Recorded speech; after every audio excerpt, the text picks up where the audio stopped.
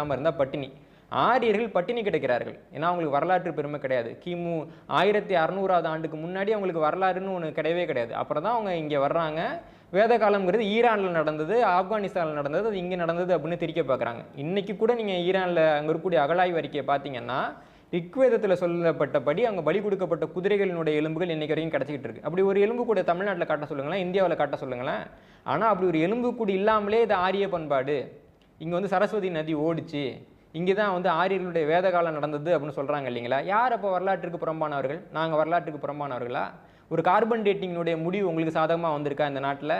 உங்களுக்கு சாதகமாக carbon dating முடிவு வரமாட்டேங்குதுங்கிறதுக்காக நோபல் பரிசு பெற்ற கண்டுபிடிப்பது 1960ஆம் ஆண்டுக்கான நோபல் பரிசு பெற்ற ஒரு முறையை தவறான முறை அப்படின்னு சொல்லிட்டு இருக்கீங்களே, உங்களை மாதிரி ஒரு அறிவியல் விரோதிகள் வந்து இந்த மண்ணில் இருக்க முடியுமா? அதான் நான் கேட்குறேன். இவங்க இவ்வளோ சொல்கிறாங்களே, பிம்பிசாரருடைய அரண்மனை, மகத பேரரசு. மகத பேரரசுக்கு முன்னாடி பேசுங்களேன்.